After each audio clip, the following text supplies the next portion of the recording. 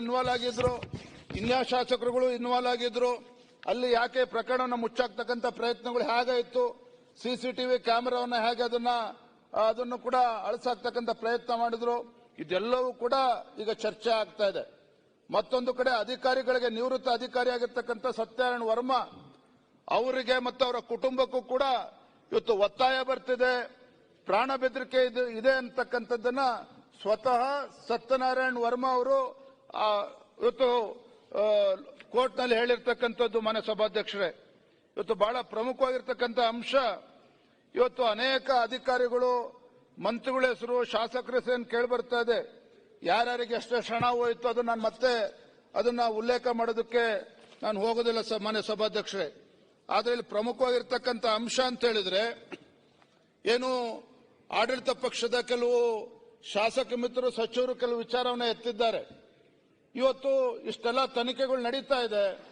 ಇಷ್ಟೆಲ್ಲ ತನಿಖೆ ನಡೀತಕ್ಕಂಥ ಸಂದರ್ಭದಲ್ಲಿ ಈ ಎಲ್ಲಾ ವಿಚಾರಗಳನ್ನ ಇವತ್ತು ಸದನದಲ್ಲಿ ಪ್ರಸ್ತಾಪ ಮಾಡ್ತಕ್ಕಂಥದ್ದು ಸರಿನಾ ಅಂತಕ್ಕಂಥ ಪ್ರಶ್ನೆನೇ ಎತ್ತಿದ್ದಾರೆ. ಆದ್ರೆ ತಮ್ಮ ಮೂಲಕ ಸದನದ ಗಮನಕ್ಕೆ ತರಕ್ಕೆ ಇಚ್ಛೆ ಪಡ್ತಾನೆ, ಯಾರು ಇವತ್ತು ಆ ಜವಾಬ್ದಾರಿ ಸ್ಥಾನದಲ್ಲಿ ಕೂತಿದ್ದಾರೆ, ಇಂಥ ದೊಡ್ಡ ಹಗರಣ ನಡೆದಾಗ, ದಲಿತರಿಗೆ ಅನ್ಯಾಯ ಆದಾಗ, ಚಂದ್ರಶೇಖರ್ ಅಂತ ಒಬ್ಬ ಪ್ರಾಮಾಣಿಕ ಅಧಿಕಾರಿ ಆತ್ಮಹತ್ಯೆ ಮಾಡಿಕೊಂಡಾಗ, ಇಷ್ಟಾದ್ರೂ ಸಹ ಇದರಲ್ಲಿ ಕೇವಲ ಅಧಿಕಾರಿಗಳು ಅಷ್ಟೇ ಇನ್ವಾಲ್ವ್ಮೆಂಟ್ ಇದೆ, ಯಾವುದೇ ರಾಜಕಾರಣಿಗಳು ಇನ್ವಾಲ್ವ್ಮೆಂಟ್ ಇಲ್ಲ ಅಂತಕ್ಕಂಥ ಹೇಳಿಕೆಗಳು ಏನು ಬರ್ತಾ ಇದೆ. ಖಂಡಿತ ಇದು ಎಲ್ಲೋ ಒಂದ್ ಕಡೆ ಇಷ್ಟು ದೊಡ್ಡ ಹಗರಣ ಇವತ್ತೇನು ನಡೆದಿದೆ, ಇದನ್ನ ಅಧಿಕಾರಿಗಳ ಮೇಲೆ ಜವಾಬ್ದಾರಿಯನ್ನು ಹಾಕಿ, ಕೇವಲ ಅಧಿಕಾರಿಗಳ ಮೇಲೆ ಆರೋಪವನ್ನು ಹಾಕಿ, ತಮ್ಮ ಬೇಕಾಗಿರ್ತಕ್ಕಂಥ ಸಚಿವರನ್ನ, ಮಾಜಿ ಸಚಿವರನ್ನ, ಶಾಸಕರನ್ನ ಇವತ್ತು ಪ್ರೊಟೆಕ್ಟ್ ಮಾಡ್ತಕ್ಕಂಥ ಕೆಲಸ ಇವತ್ತು ಸರ್ಕಾರ ನೇತೃತ್ವದಲ್ಲಿ ನಡೀತಾ ಇದೆ. ಮಾನ್ಯ ಮುಖ್ಯಮಂತ್ರಿಗಳು ಕೂಡ ಇವತ್ತು ಮುಖ್ಯಮಂತ್ರಿಗಳು, ಉಪಮುಖ್ಯಮಂತ್ರಿ ಹೇಳಿಕೆನ ಇದರಲ್ಲಿ ಅದಕ್ಕೆ ಪುಷ್ಟಿ ಕೊಡ್ತಿದೆ ಅನ್ನೋ ಮಾತನ್ನ ಈ ಸಂದರ್ಭದಲ್ಲಿ ಹೇಳೋದಕ್ಕೆ ಇಚ್ಛಪಡ್ತೇನೆ. ಮಾನ್ಯ ಸಭಾಧ್ಯಕ್ಷರೇ, ಕೊನೆಯದನ್ನ ಹೇಳ್ತಕ್ಕಂಥ ವಿಚಾರ, ಇಷ್ಟು ದೊಡ್ಡ ಹಗರಣದ ಬಗ್ಗೆ ಇವತ್ತು ರಾಜ್ಯಾದ್ಯಂತ ಚರ್ಚೆ ಆಗ್ತಾ ಇದೆ. ಕಳೆದ 2 ತಿಂಗಳುಗಳಿಂದ ಸತತವಾಗಿ ಚರ್ಚೆ ಆಗ್ತಾ ಇದೆ. ಇದು ಯಾವ್ಯಾವ ಪತ್ರಿಕೆಗಳಲ್ಲಿ ಏನೇನು ಬಂದಿದೆ ನಾನು ಮತ್ತೊಮ್ಮೆ ಅದ್ರ ಬಗ್ಗೆ ಉಲ್ಲೇಖ ಮಾಡೋದಕ್ಕೆ ಹೋಗೋದಿಲ್ಲ.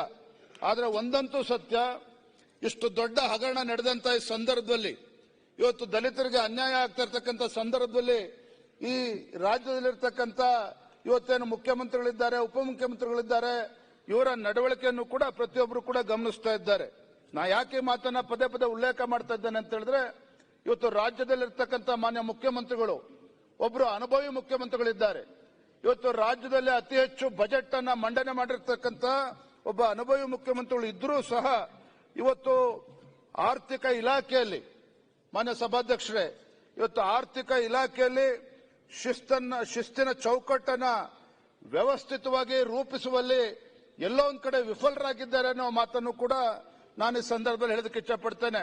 ಯಾಕೆಂದ್ರೆ 187 ಕೋಟಿ ರೂಪಾಯಿ ಇವತ್ತೇನು ಹೊರ ರಾಜ್ಯಕ್ಕೆ ವರ್ಗಾವಣೆ ಆಗಿದೆ. ಇದು ಬೇರೆ ಯಾರ್ದು ದುಡ್ಡಿಲ್ಲ.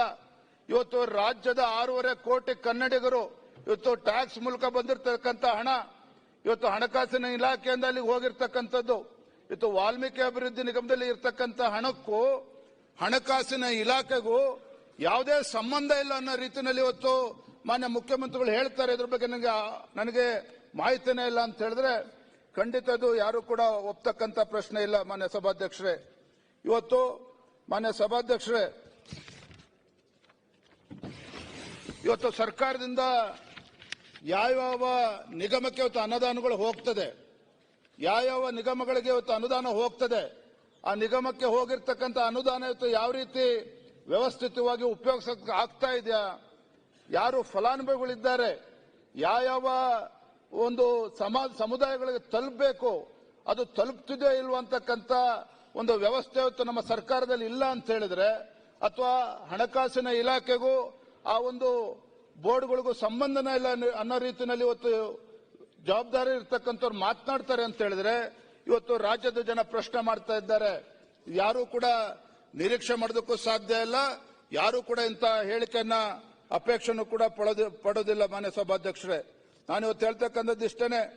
ಇವತ್ತು ನಿಜವಾಗ್ಲೂ ಕೂಡ ಈ ರಾಜ್ಯದ ಮುಖ್ಯಮಂತ್ರಿಗಳು ನಿಜವಾಗ್ಲೂ ಕೂಡ ಕಾಳಜಿ ಇದ್ರೆ ಇವತ್ತು ದಲಿತರು, ಹಿಂದುಳಿದವರು, ಪರಿಶಿಷ್ಟ ಪಂಗಡ ಇವರ ಅಭಿವೃದ್ಧಿಗಳಿಗೆ ಮೀಸಲಿಟ್ಟಿರ್ತಕ್ಕಂಥ ಈ ನಿಗಮ ಇವತ್ತು 1 ರೂಪಾಯಿ ಕೂಡ ತಲುಪಿಲ್ಲ ಈ ವಿಚಾರದಲ್ಲಿ.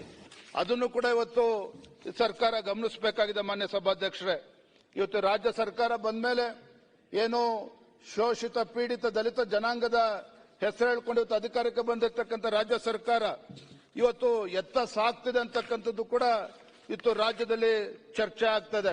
ಕೊನೆಯದಾಗಿ ಇಷ್ಟೇ ನನ್ನ ಮಾತನ್ನು ಮುಗಿಸ್ತೇನೆ. ಮಾನ್ಯ ಸಭಾಧ್ಯಕ್ಷರೇ, ಇವತ್ತು ಇಷ್ಟು ದೊಡ್ಡ ಹಗರಣ ಇವತ್ತೇನು ನಡೆದಿದೆ, ನಾನು ಪದೇ ಪದೇ ಅದನ್ನು ಉಲ್ಲೇಖ ಮಾಡ್ತಾ ಇದ್ದೇನೆ. ಈ ರಾಜ್ಯದಲ್ಲಿ ದಲಿತರಿಗೆ ಇವತ್ತು ಪರಿಶಿಷ್ಟ ಜಾತಿ ಪರಿಶಿಷ್ಟ ಪಂಗಡಕ್ಕೆ ಇವತ್ತು ಅನ್ಯಾಯ ಏನಾಗಿದೆ, ಇವತ್ತು ನೇರವಾಗಿ ಹೇಳೋದಾದ್ರೆ ಕೊಲೆ ಮಾಡೋದೆಷ್ಟು ಅಪರಾಧನೋ ಕೊಲೆ ಮಾಡೋದನ್ನ ನೋಡ್ಕೊಂಡು ಕೂರ್ತಕ್ಕಂಥದ್ದು ಕೂಡ ಅಷ್ಟೇ ದೊಡ್ಡ ಮಹಾ ಅಪರಾಧ ಅಂತಕ್ಕಂಥದ್ದು ಕೂಡ ರಾಜ್ಯದ ಮುಖ್ಯಮಂತ್ರಿಗಳು ತಿಳ್ಕೋಬೇಕಾಗ್ತದೆ. ಹಾಗಾಗಿ ನಾನು ಒತ್ತಾಯ ಮಾಡ್ತಾ ಇದ್ದೇನೆ, ಆಗ್ರಹವನ್ನ ಮಾಡ್ತಾ ಇದ್ದೇನೆ. ಇವತ್ತು ರಾಜ್ಯದ ಜನ ಇವತ್ತೆಲ್ಲದನ್ನು ಕೂಡ ಗಮನಿಸ್ತಾ ಇದ್ದಾರೆ. ರಾಜ್ಯದ ಜನ ಈ ದಲಿತ ಸಮಾಜಕ್ಕೆ ಆಗಿರ್ತಕ್ಕಂಥ ಅನ್ಯಾಯಕ್ಕೆ ನ್ಯಾಯ ಸಿಗಬೇಕು ಅಂತೇಳಿ ಇವತ್ತು ಜನರು ಇವತ್ತು ಅಪೇಕ್ಷೆನ ಇಟ್ಕೊಂಡಿದ್ದಾರೆ. ಹಾಗೆ ನಾನು ಇವತ್ತು ಆಗ್ರಹವನ್ನ ಮಾಡ್ತಾ ಇದ್ದೇನೆ. ಈ ಒಂದು ವಾಲ್ಮೀಕಿ ಅಭಿವೃದ್ಧಿ ನಿಗಮದಲ್ಲಿ ಏನು ದೋಚಿದೆ ಹಣ, ಇವತ್ತು ಲೋಕಸಭಾ ಚುನಾವಣೆಯಲ್ಲೂ ಕೂಡ ಹಣ ದುರುಪಯೋಗ ಆಗಿದೆ, ಬೇರೆ ಬೇರೆ ಕಡೆ ಹಣ ದುರುಪಯೋಗ ಆಗಿದೆ ಅಂತಕ್ಕಂಥದ್ದು ಜಗಜ್ಜಾಹೀರಾಗಿರ್ತಕ್ಕಂಥದ್ದು.